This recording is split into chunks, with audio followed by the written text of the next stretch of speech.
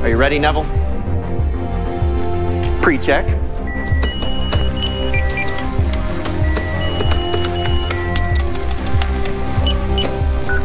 Check. Check. Okay, Neville. In T-minus 3, 2, 1. Ready to launch. Hit the button. Here we go. If you have a smartphone or pay any attention to the news at all, then you've heard talk about this new cell service being developed. 5G, or 5th generation, is the newest development in internet connectivity. Right now, most smartphone owners have 4G or 4G LTE, but this new idea that's being brought to the forefront is being worked on by not only cell service providers such as AT&T, Verizon, Sprint, T-Mobile, etc., but also governments. Before we talk about the political side of 5G, we will first talk about what exactly 5G is. Okay, here we go. Focus. Speed. I am speed. It's all about speed, of course. No one wants to wait for something to load, download, or upload. Everyone's always impatient and seems to be screaming at their phones like it's the little rectangle in their hand's fault when it takes just a second too long. It's not. It's those big, ugly-looking boxes on the wooden towers. Scream at those things, the technology that isn't listening to you 24/7. Unlike your phone. Every new generation of cell reception is significantly faster than its predecessor, and the jumps in speed get bigger and bigger with each new generation. For example, 4G is designed to handle up to 100,000 connected devices per square kilometer, and 5G improves upon this by a factor of 10 and ups it to 1 million devices per square kilometer. In addition, 5G boasts download speeds of up to 2.1 gigabits per second under the right conditions, and I say that for a reason. This is because all of these massive connectivity improvements come at a cost.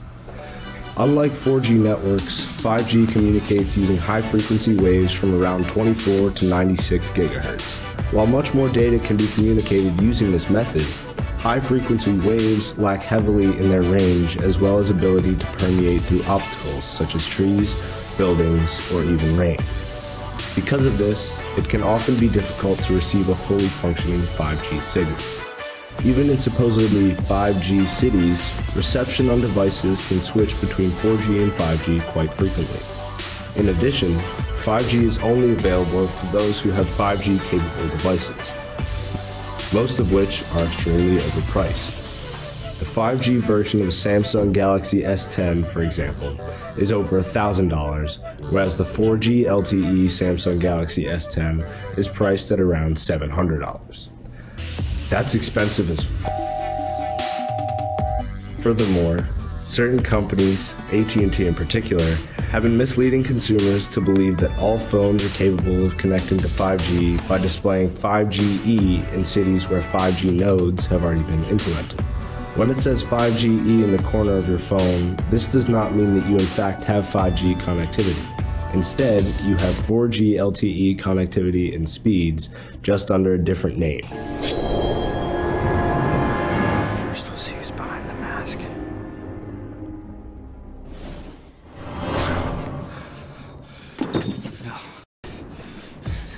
No. Can't be. Because of all the new technological ramifications of 5G, governments naturally were bound to become involved. Today, global leaders in tech, mainly the USA and China, are locked in a race to be the first country to fully implement 5G technology. Being the first to this achievement means much more than just being the most technologically advanced country. Due to its massively improved capabilities, 5G will give governments an edge with their economy, military, and development of AI. By nature of being the newest and most cutting-edge technology, the first countries to implement 5G will attract business from some of the largest corporations in the world. Their militaries will be able to communicate information far more efficiently, and artificial intelligence, fueled by massive amounts of data sent across the internet, will be able to thrive. China was the first to realize this, as it heavily subsidized the development of 5G much earlier than any other major country. Because of this, they're significantly ahead of every other country in the race for 5G. China's closest competitor in this race is the USA, In May of 2019, the Trump administration released an article on whitehouse.gov detailing the government's plans on how the US will be the first fully 5G capable country. This includes things as simple as increasing investment in these technologies, and as complicated as developing the technology to harness multiple frequency bands and new waveforms. As of today, the USA has 5G service available in 31 major cities, while China boasts 5G availability in 50 cities. So you're starting to get the feel of what a 5G world is. And what is a 5G world? The platform is the network. So this is mobile computing paired with a pipe. 5G is computing and networking combined on the same platform. So this goes away. You walk outside your door and you say Uber. You don't get on your phone and say, I want an Uber. You just say Uber. Camera picks up your face or a microphone picks up you. Come on. That's what 5G is. That's what 5G is. And then the Uber shows up. The race to 5G, like many other political battles, is simply a race for power. The country that establishes the first full 5G network will, without question, be at a significant advantage. These powerful governments see the potential in how this technology could change our everyday lives. The battle for the future is a battle of 5G. It makes you wonder, what impacts or changes will 5G have on today's society? And specifically, where will we see these changes? In other words, what will a fully functioning 5G society look like as compared to the society we live in today? The answer is unclear, because no one knows exactly what the future holds, but there are a few major things that will change on a fully functioning 5G network. With a fully functioning 5G network, major cities would function as a fully hyper-connected world with millions of self-driving cars all on the same network. I don't see it that way, David. I'll tell you, I've been in this business since the first phone call back in '84. I have never seen a technology that will be more disruptive and have more benefit for consumers than 5G. It's just so completely obvious to me. And it won't be the traditional way where your handset, the speed to your handset will get you all excited.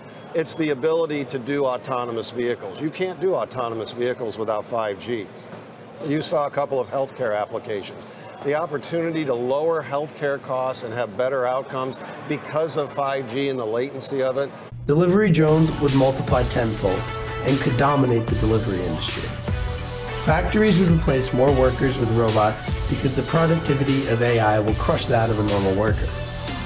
There would be a significant advancement in the field of medicine by having remote-controlled surgeries performed by robots. And even our homes would become smarter.